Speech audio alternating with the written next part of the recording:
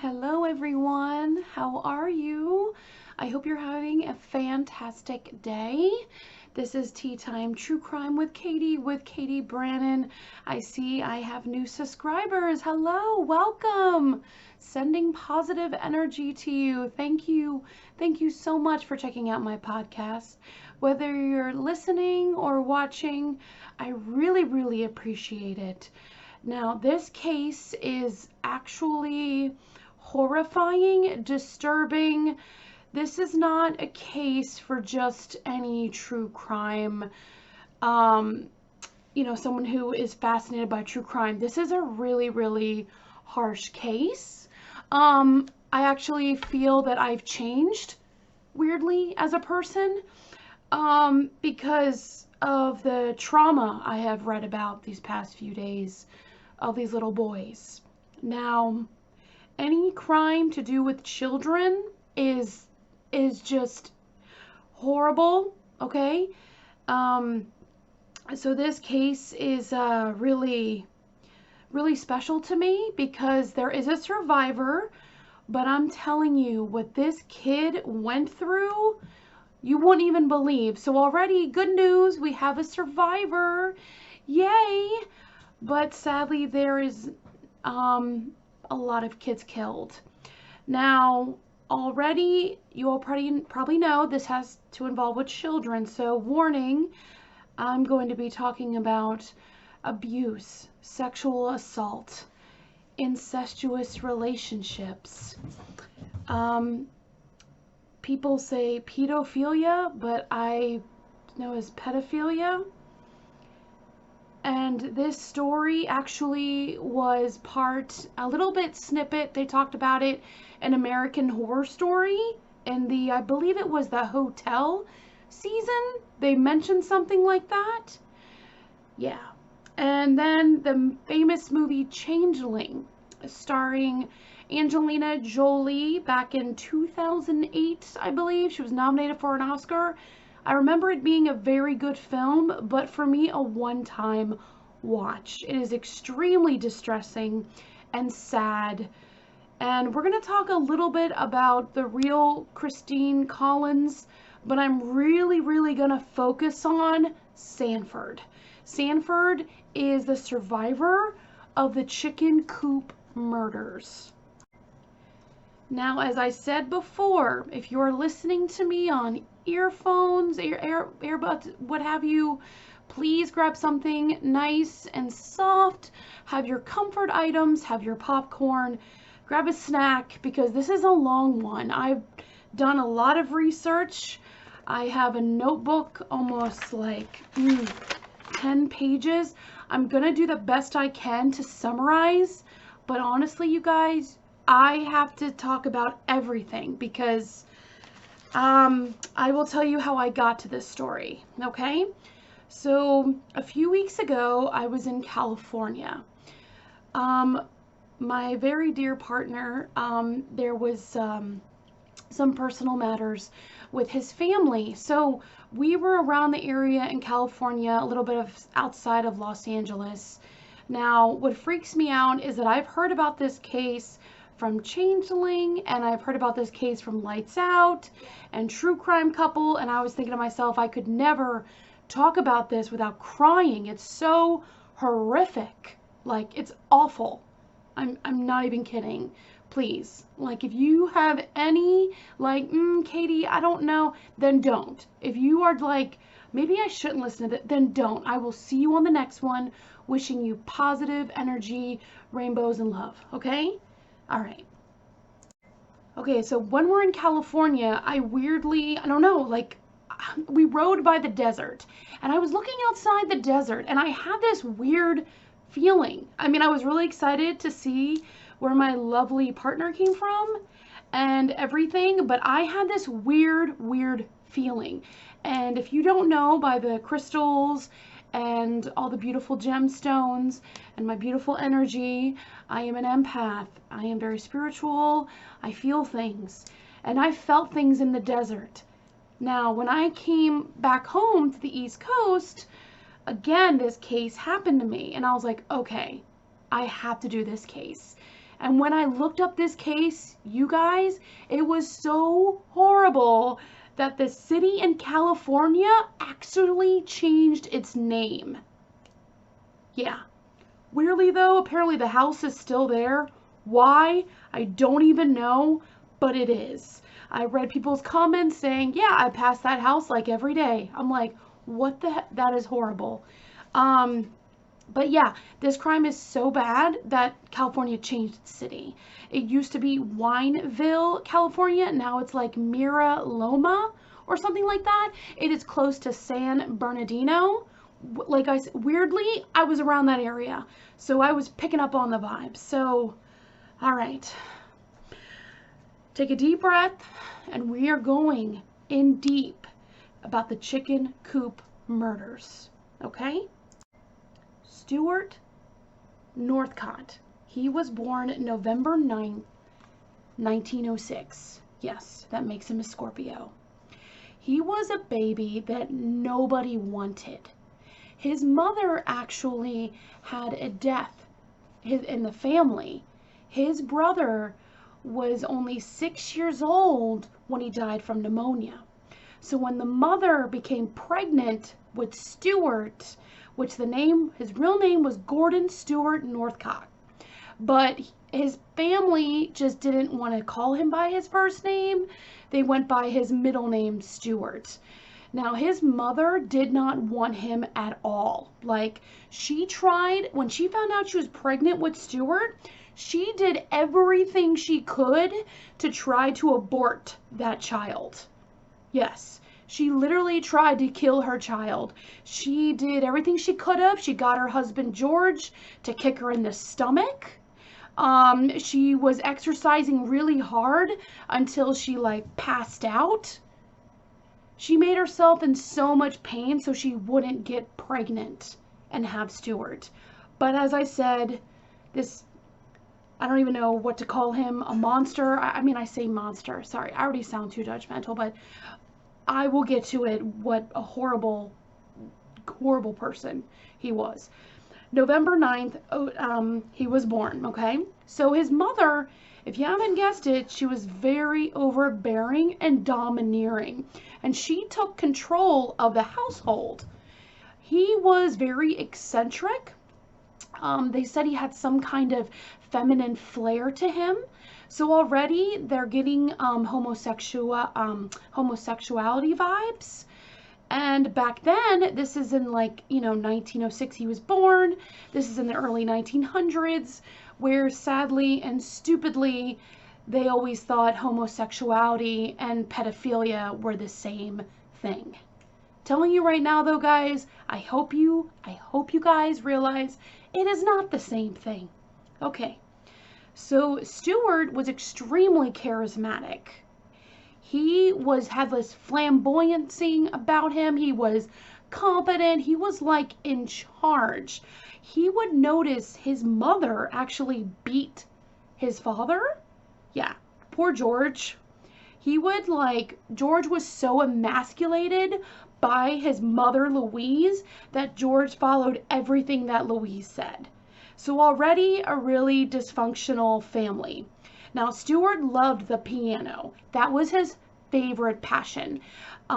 His favorite pianist was Beethoven, probably because of the really harsh, dramatic tones, because, I mean, Beethoven was a prodigy and, very dark music. Now, Stuart also owned a very fancy car. Now, I read in my research, it could have been a yellow Roadster, a yellow one, which, please, I don't want to know that, because that is like an awesome car, and wasn't that in The Great Gatsby? I could be wrong, but let me know down in the comments below. But we are not going to, have relevance to The Great Gatsby. Okay. I see ADHD is real, you guys. Okay. So, he owned a fancy car, and his parents started to know something strange about Stuart. Stuart would talk to little boys. Now, Stuart would actually pick up little boys, and if I forgot to mention it before, forgive me, but this is in Canada, okay? We are starting out in Canada right now. Stewart was born in Canada. Okay, we got that. So he owned a fancy car and a roadster, and he was with a convertible, and he was picking up little boys. Now, at 18 years old, now it does not say in any reports, but how cocky this son of a bitch is. I swear to you guys that he started molesting and hurting little boys at a very young age. Because suddenly at 18 years old, his family moved from Canada to Los Angeles. They said because George, his father, was looking for better employment. Already, like I said, there is signs of pedophilia. Stewart is going right for little boys, and people are turning a blind eye. Or they're just don't realize that back in the 1920s that is actually like happening, you know? Try to be positive thinking, you know, maybe people don't think like that. Okay, so he enrolled in school in Los Angeles and played piano to support the family. He made his first real friend / schoolmate was Claude Scott. Now, Stewart spent a lot of time in Scott's family's home, sadly for a sinister reason. Claude had a 10-year-old brother, Philip, also known as Philly. Stewart started molesting Philly, and we don't know how long or when it started, and Philly was just 10 years old when the abuse started. And weirdly, I mean, I'm just so angry at this because the family, they pressed charges, but I guess since Stewart was from like some kind of wealthy family, they just, you know, whatever, let's just pay them or just wipe it away, you know. Stewart was actually in love with the little boy because remember, Stewart's 18 years old and this kid is 10 years old. And Stewart loved this boy for, reports say, for the rest of his life. Stewart didn't think there was anything wrong with that, even though that is predatory behavior. There were conflicting accounts that happened in July 25th, 1925, because Claude's family found out about Philly being molested and pressed charges. Now before, like I said, they let him go.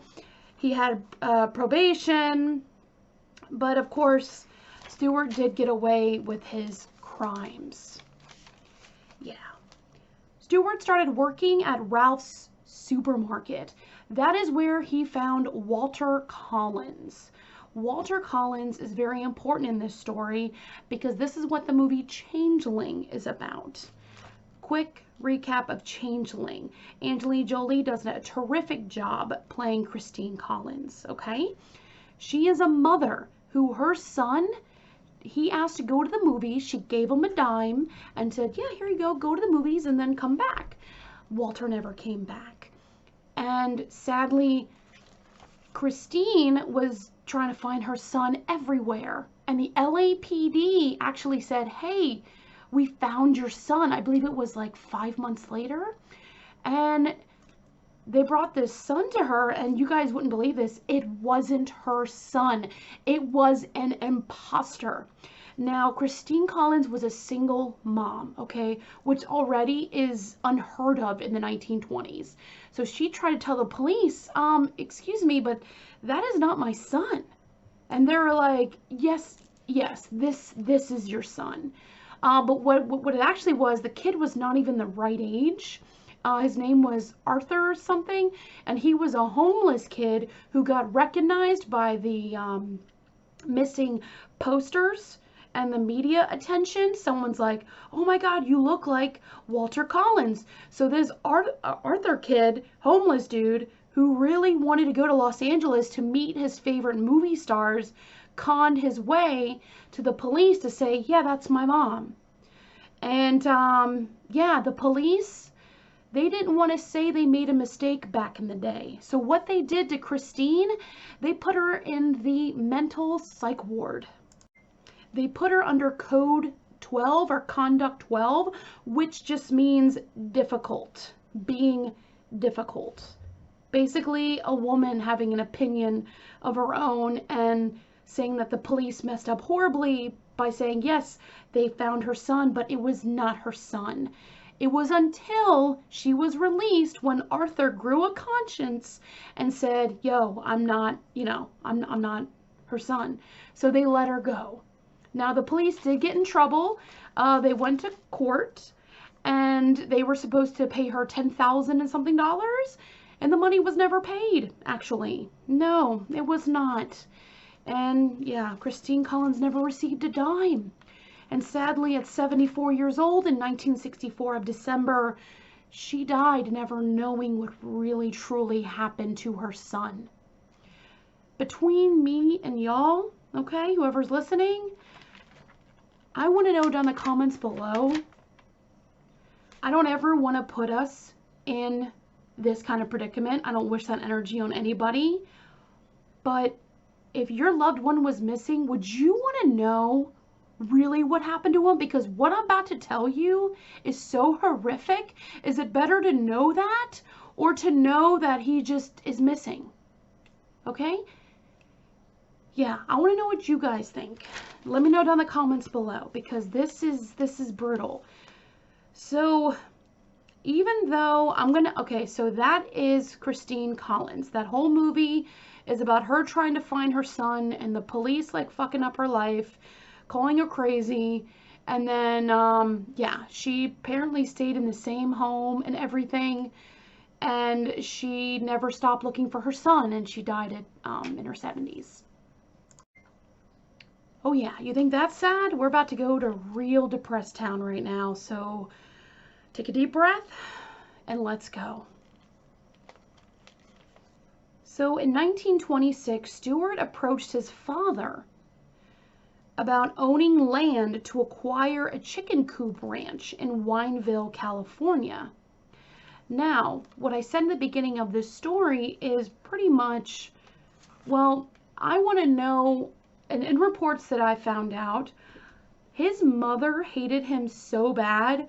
Where the hell did this switch come when she became completely devoted to her son? I'm saying that not even spoiled. I mean, she like ruined him.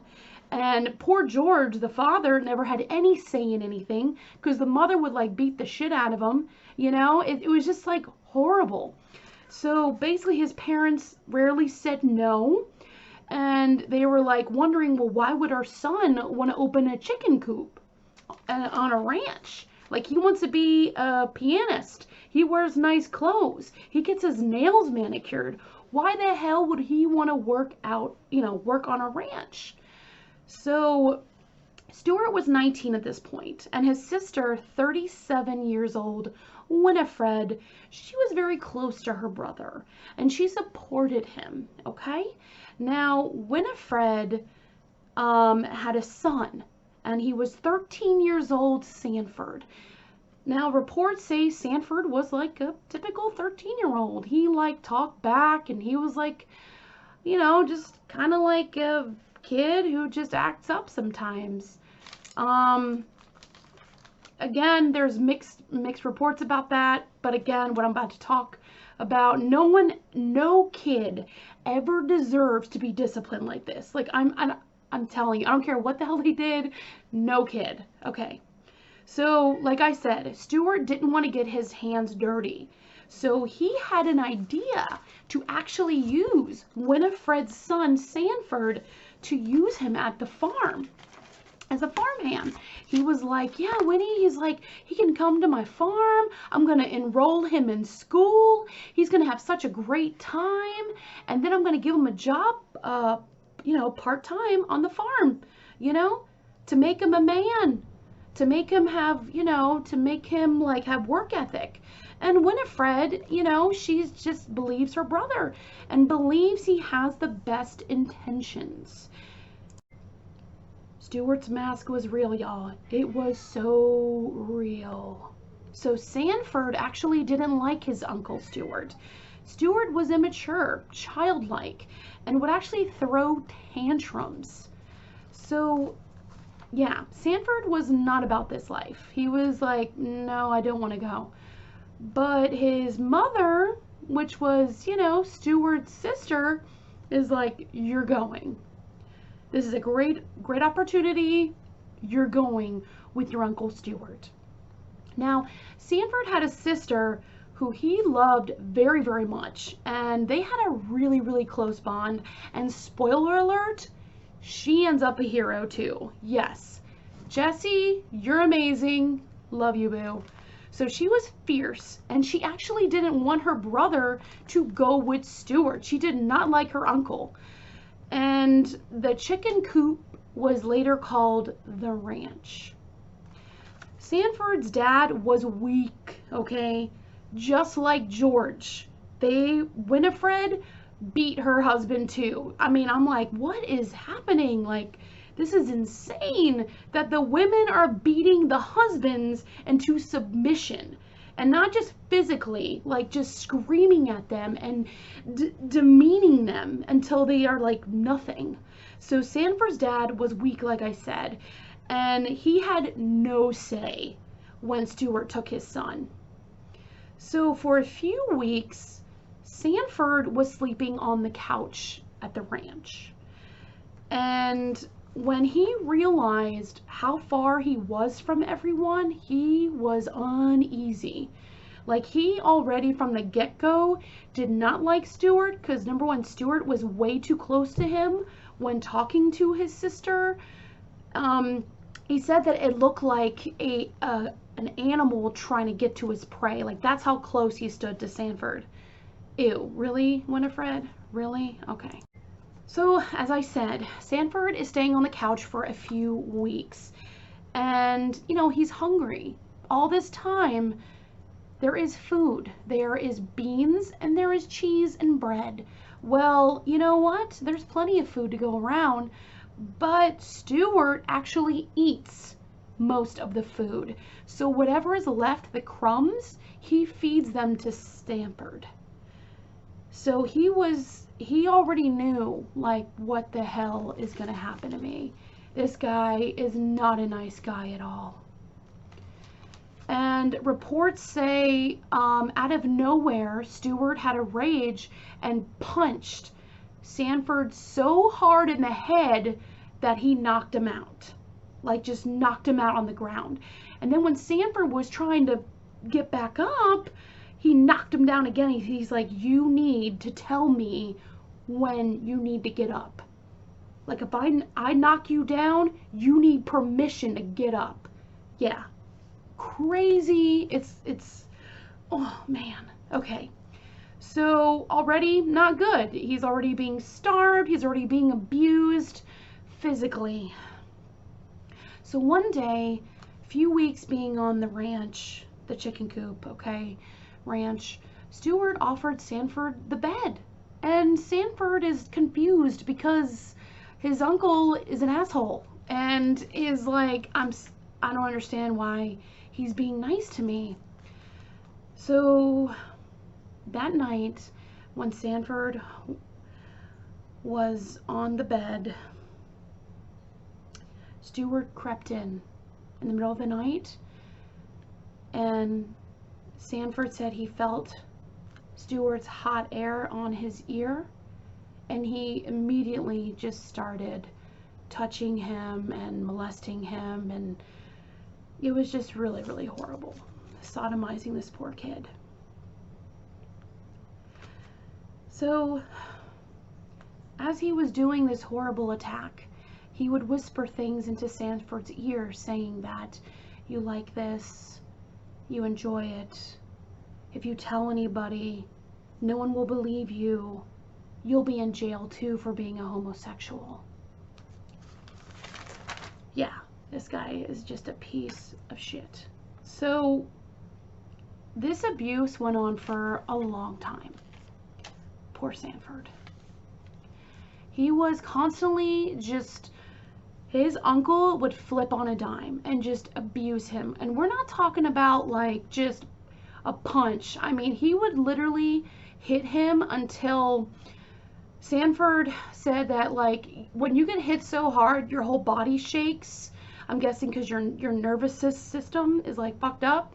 But Sanford is smart because the beatings, they would last less and less during the attack because Sanford would cry horribly, or he would like make himself jerk like he's doing the nervous system thing.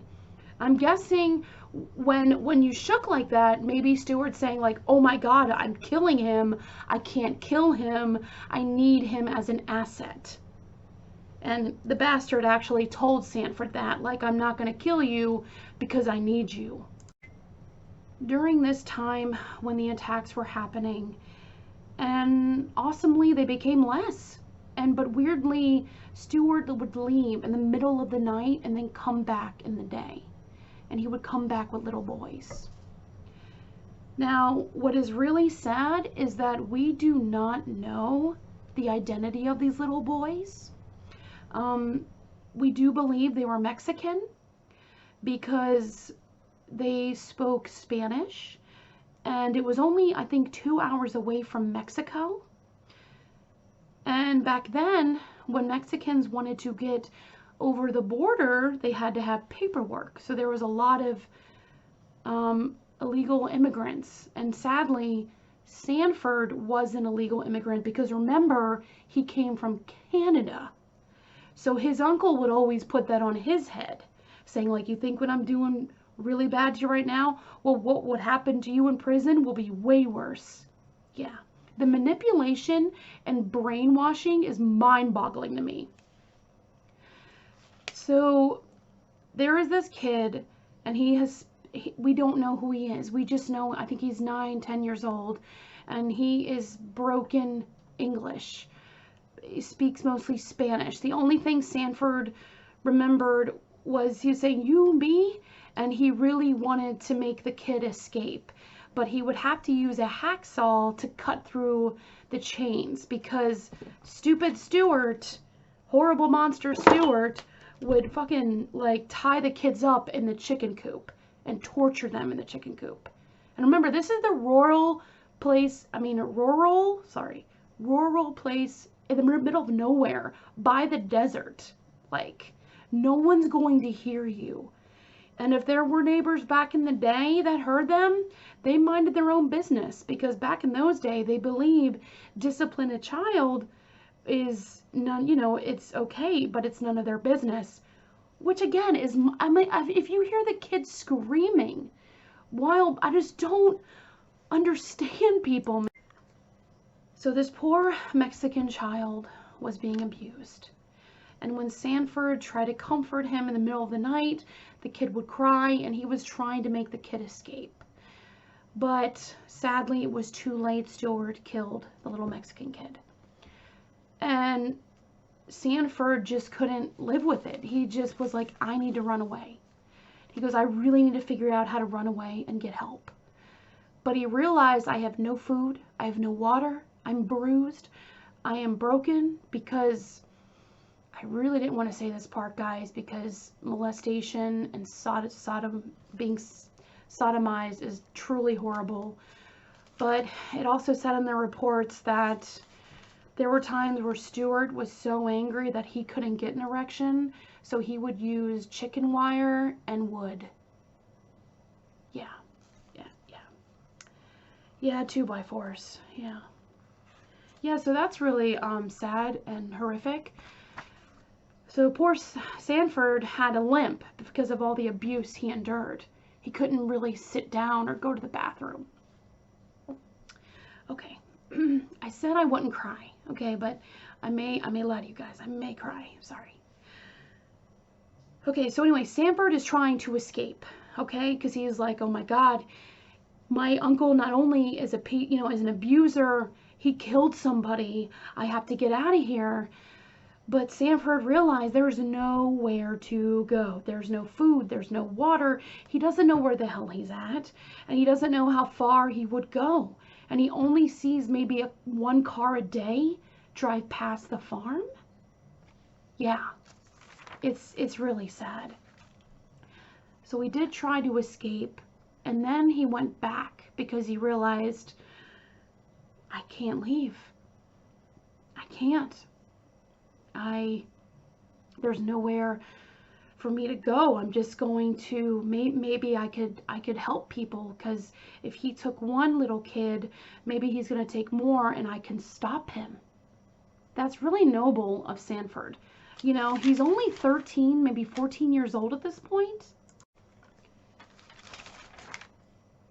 So when he went back to his room, he was very quiet. And he thought that Stuart had no idea that he left. He was wrong. That morning, Stuart woke up Sanford by pouring boiling hot water all over his back, to the point where his skin was blistering and peeling. Yeah. The beatings and abuse to Sanford did not stop. No one helped him. Stuart would start abducting little boys again. In August 1927, Kid Jr. was almost taken. He was in the park. But thank goodness he was quickly saved by his parents. His dad ran after the roadster with a knife, threatening to kill him if he touched his kid. Yay! Happiness! That kid was saved. Awesome. February 1928, Stuart actually killed a boy and put his head in a bucket. Now, there are weird conflicting stories about this. Now, remember the Mexican boy that I talked about?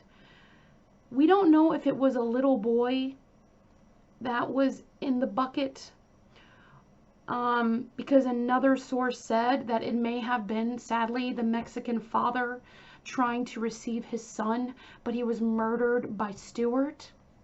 Stuart actually talked to the authorities and manipulated the system and made his family make them believe that it was self-defense.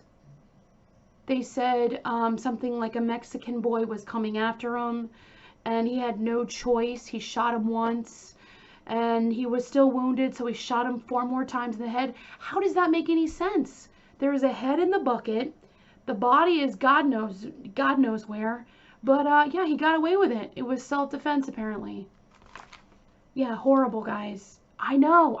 I was so angry. I was steaming when I read that. That must have been the kid's father trying to save his son.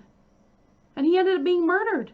And back in those days, you can't go to the authorities if you are an immigrant, because you will be in jail, or you will be, or worse, killed.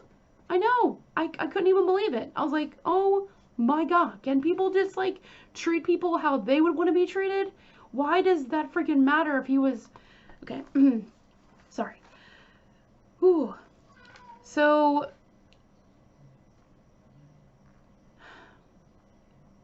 Sanford, again, there was no one to help him. And he always, when there was a boy taken, he said that he tried his best to help them, but like what could he do? Like, it, self-preservation at that point. Before we get into Walter Collins, I made tea. That's why it's called Tea Time True Crime with Katie. It is apple cinnamon with a dash of honey in my favorite Robin Hood mug. That is spectacular. But what I'm about to talk about next is not spectacular at all. So the next boy, Walter Collins, we talked about him earlier when Stuart saw him in the supermarket. He was actually taken next. Now, at this point, Stuart has gotten ballsy, because Walter Collins is well known. He is like from a pretty like wealthy neighborhood, and he's like 9 years old. And I was wondering, how the hell did he get coaxed in Stuart's car. And he was coaxed in by, first of all, recognizing Stuart from the supermarket, and also saying that there are horses and they want to meet him. And there was one horse that really needs his help, or something like that, some bullshit story. And sadly, Walter believed it because he's a kid and he trusts and he's innocent. So Walter Collins, he too was tortured and assaulted. And his poor mother, Christine Collins, was looking everywhere for him.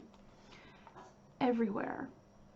And the police were, like I said, they were too busy making poor Christine look like she was crazy. Now, it was, they say, 2 weeks after, I think, everything went, I guess, in that day and age, viral. It was all over the media. It was all over the paper to find Walter Collins. So, unexpectedly, one day, Stuart's mother, Louise, drives up to the farm, and she hears commotion from the chicken coop. There's crying, there's screaming, just not happy sounds at all. Now, what she walks in to find is the atrocities that her son is doing on poor Walter Collins. He is bruised, he is beaten, and he is abused in all ways. So Stuart, is shocked that his mother just showed up out of nowhere, and then he starts crying like a baby, saying, "Oh, Mom, help me, please. I'm so sorry. Like, I need help. Help me." And she's just like coddling him, saying, "It's okay, Stuart. It's okay. You have these urges. You can't help it. Okay? So we're going to figure this out." So Sanford is watching the whole thing go down, and he's like, "Oh my gosh, Grandma is going to save the day. It's going to be great." Grandma does not save the day. Grandma is a monster, which we knew from the beginning with the whole domineering and abusing her husband. But, I mean, this is a whole different class of evil, you guys. So Stuart is pleading, his mom, "Well, what can I do? Help me." And then, because Louise is pissed, she's like, you go and take little boys that, migrant families, Mexican boys, but now you've gone and taken a boy who is well known from a rich neighborhood, high profile. I mean, and he was thinking, "Oh, yeah, Mom, I mean, I'm going to take him home, it's going to be okay." And Louise is looking at the damage of the boy and like, "Oh my God, you cannot bring him back." So she hatches a plan. Yeah. So instead of helping poor Walter in the chicken coop, who has been abused so bad that he is bleeding, that he is crying, and he wants his mom, Louise, as soon as Walter passed out from the agony and the crying and the writhing, Louise grabs an axe, and without even Walter knowing, they said he was sleeping, she smashed his head with an axe. Not once, but 3 times. And then she goes and gives the axe to Sanford, where he is made to axe poor Walter. Now Sanford is just like, "Oh my God, my family, they're monsters." And he felt like a monster too, because this whole time when Walter was being kidnapped, he was abused. Sanford actually gave him bedpans, changed the sheets, gave him food. It was like his friend. And then Stuart and the mother and him murdered Walter.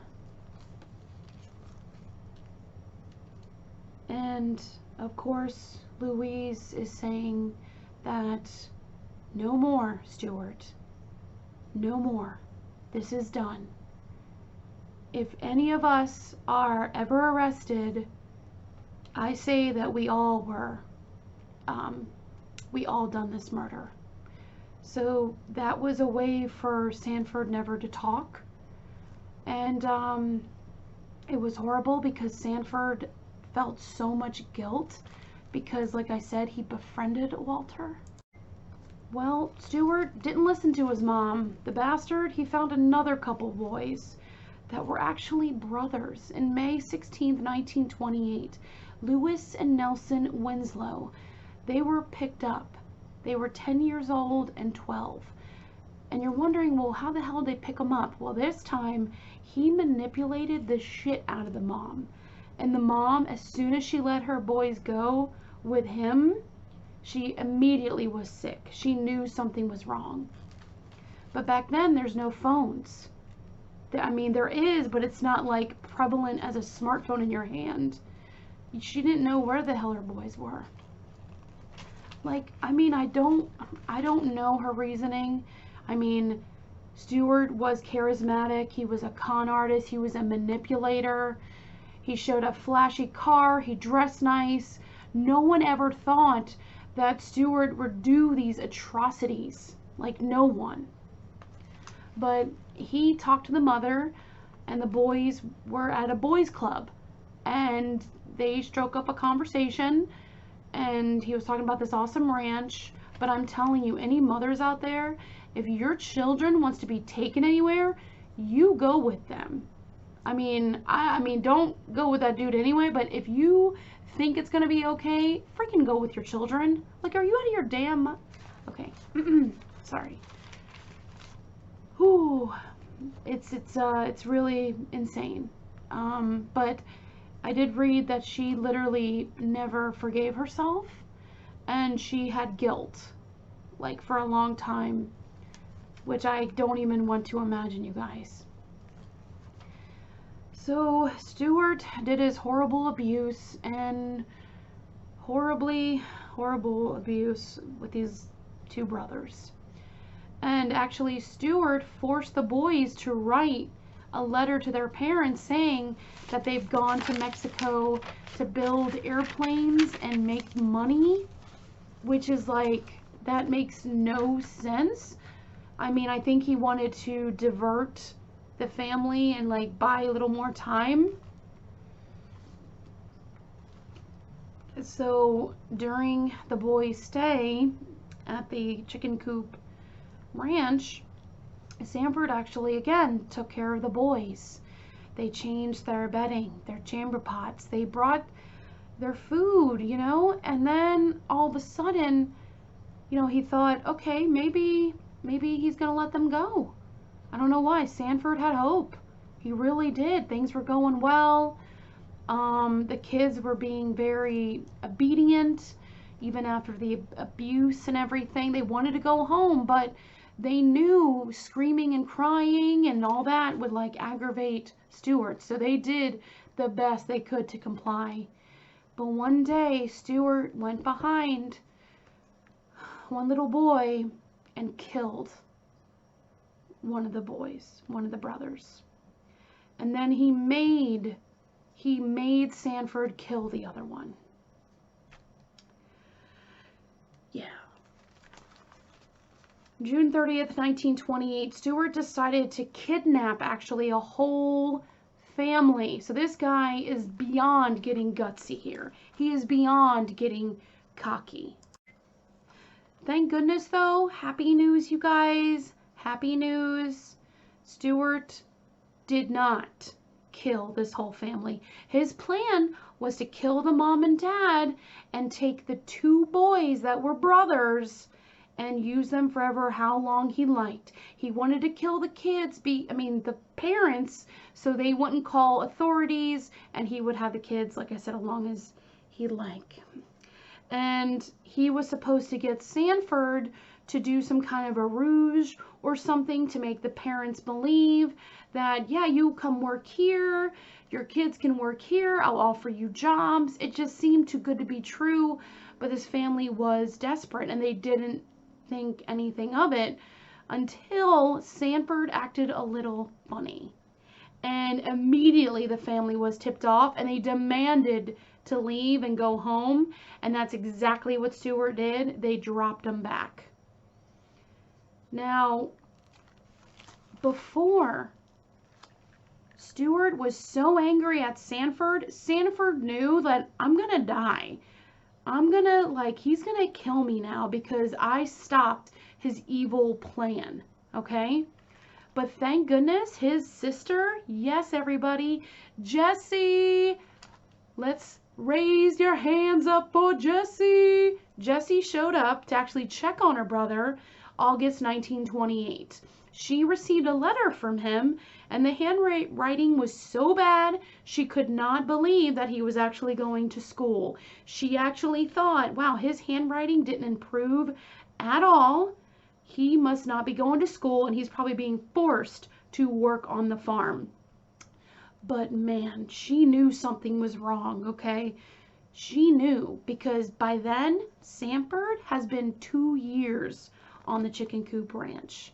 By this time, Sanford was 15 years old, and when he saw his sister, he was so excited, he ran to her, but sadly he had a limp, and he was emaciated, dirty, bruised, and he acted like a caged animal. Jessie knew something was wrong. She knew something was absolutely terribly wrong with her brother, but he would not say anything in front of Stuart.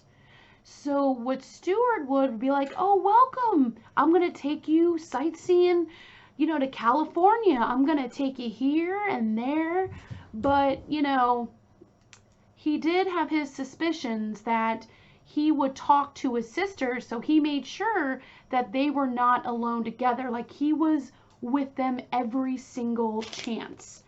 And of course, Sanford believed that what the uncle was capable of doing to these little boys, he would kill his sister. Don't worry, you guys, he did not kill the sister, okay? I hope I didn't lose you. He did not kill the sister, okay? She is the hero, okay, in this story, in this horrific case. So they say in a few days, she realizes that she may have overstayed her stay, and she finds out in a hotel room where it's late at night, she sneaks in her brother's bed and tells me, I want to know everything. What is going on here? Because when she saw her brother, this is really gnarly, you guys, okay? Remember when he was burned with boiling water on his back? His back never really healed.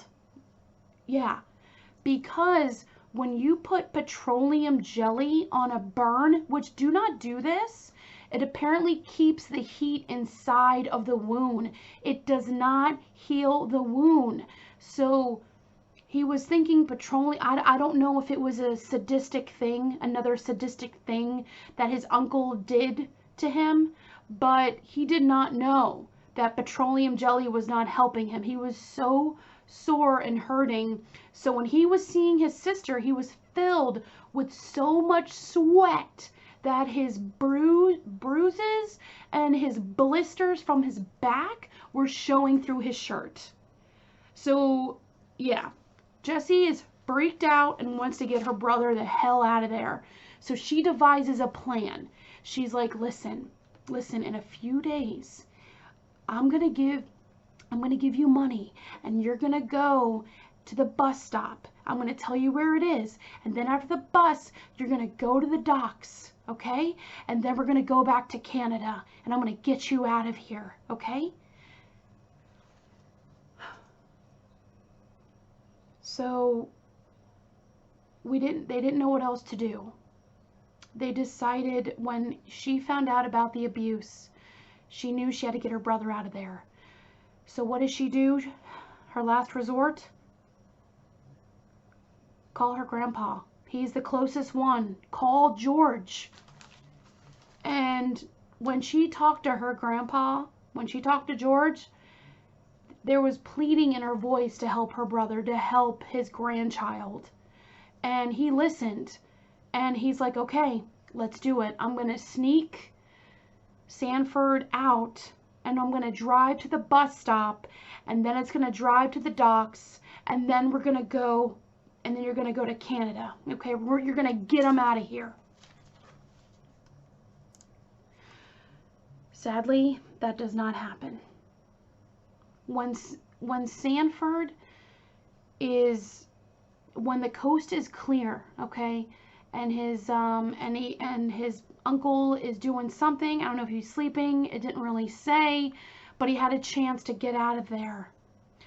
And he saw George, and he got in the car, and he was like, let's go, let's go. But quickly, piece of shit Stuart knew Sanford was gone, and he got into the roadster and started racing down the roadway, yelling at George, yelling at him, and making him stop and to give Sanford back. George did. George gave Sanford back. George gave Sanford back and knew that he was gonna die. He was ready to die. He thought, I will die, but my sister will live. Isn't that horrible? I mean, this whole case is horrible, but god dang, this kid is like 15 years old, and his sister's 4 years older than him, and she's trying to rescue him, and she's waiting by those docks.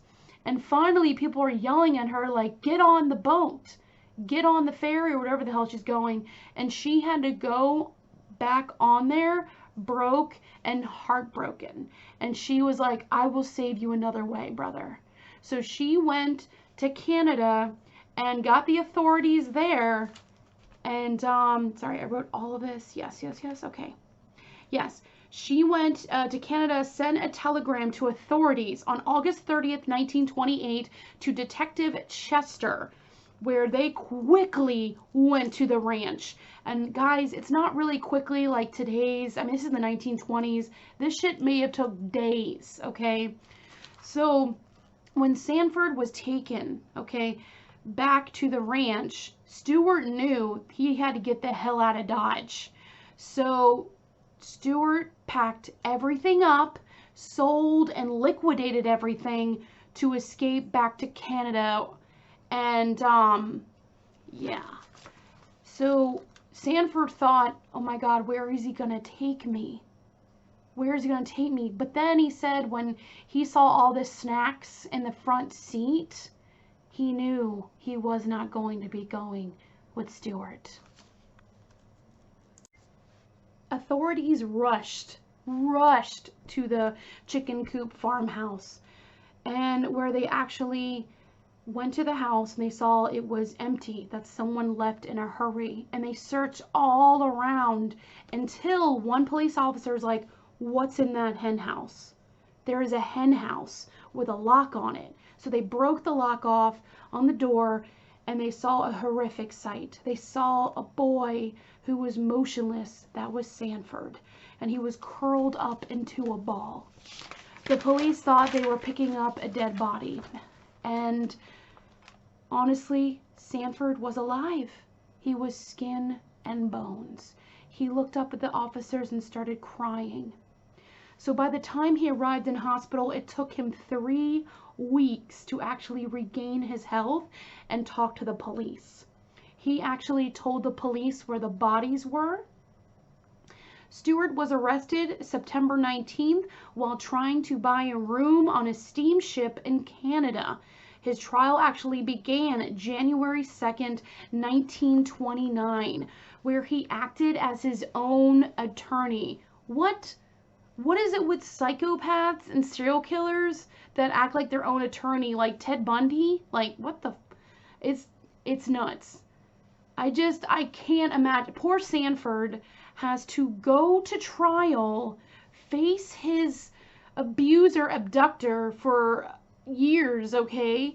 And then he has to like answer to him when he asks these horrible questions because Sanford was involved 3 murders. He was forced to do it. He is, I don't like to say the V word, but he was a victim in this. Okay? I really don't think he was an accomplice.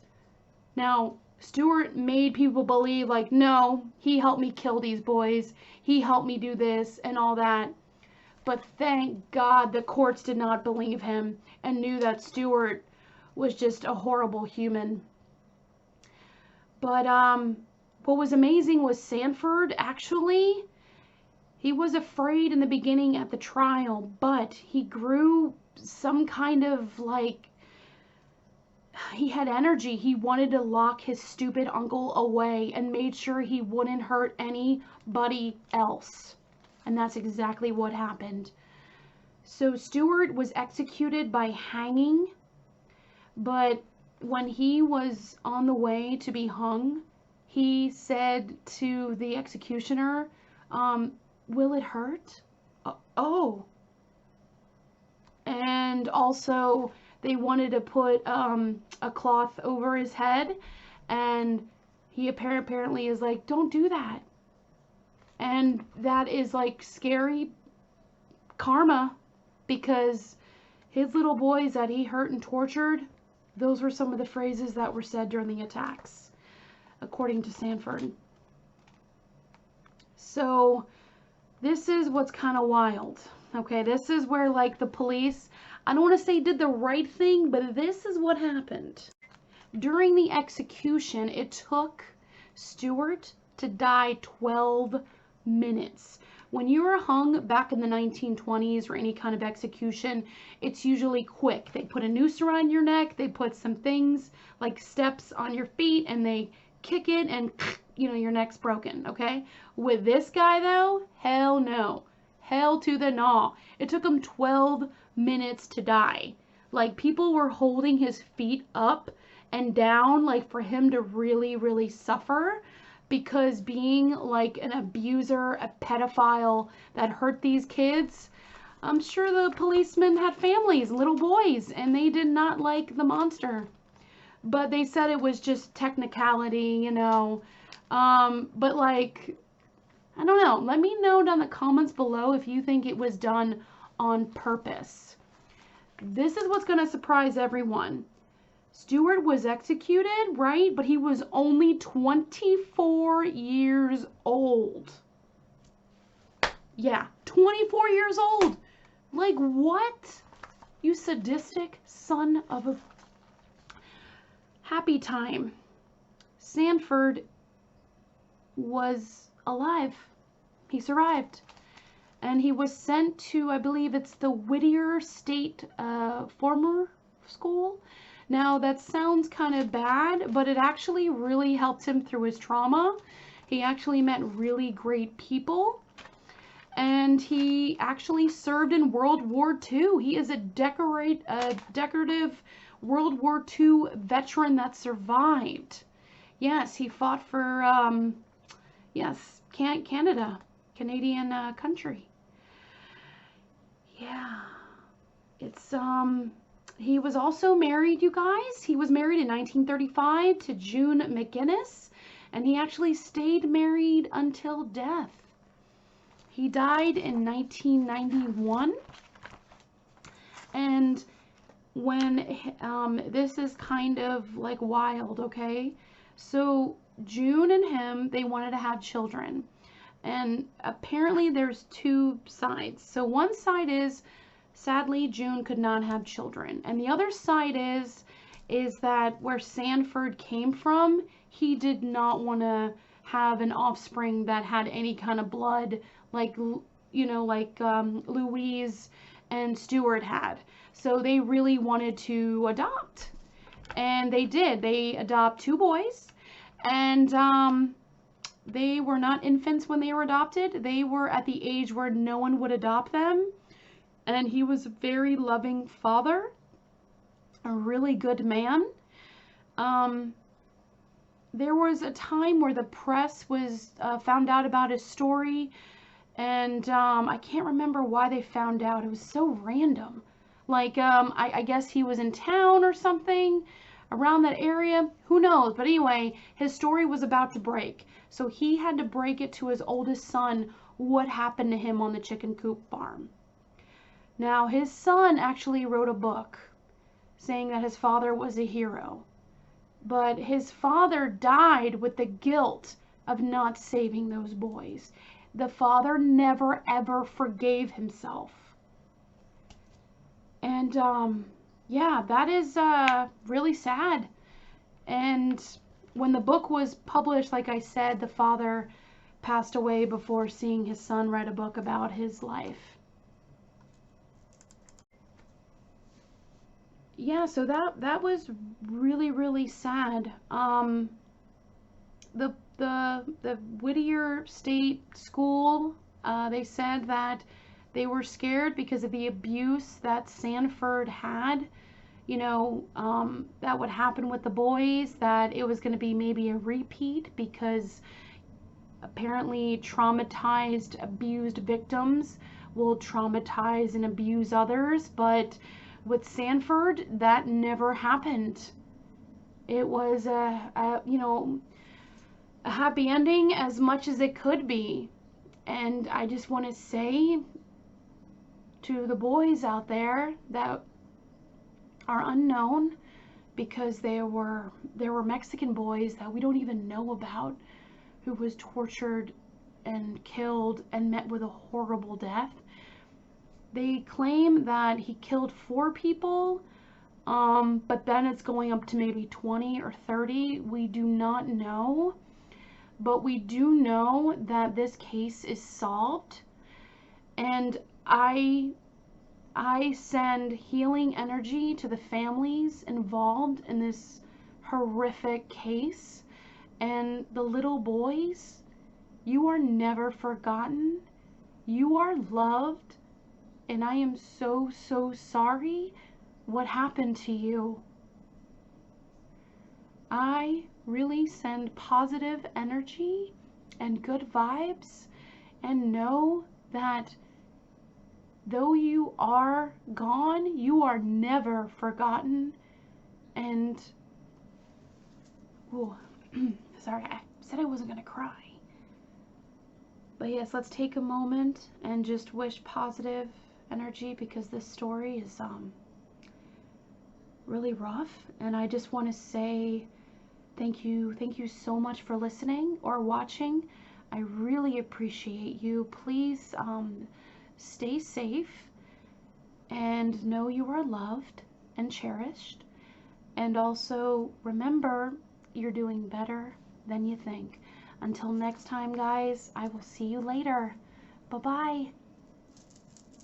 Also, if you are fascinated by this video, like, subscribe, share to your friends, and I will have more comments below of my socials. Please follow. If there's certain cases you want me to cover, please let me know.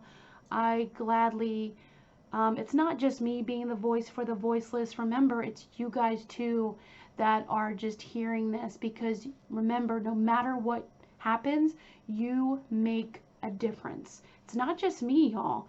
You make a difference, and I'm forever grateful to you.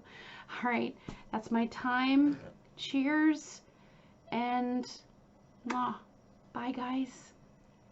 Bye.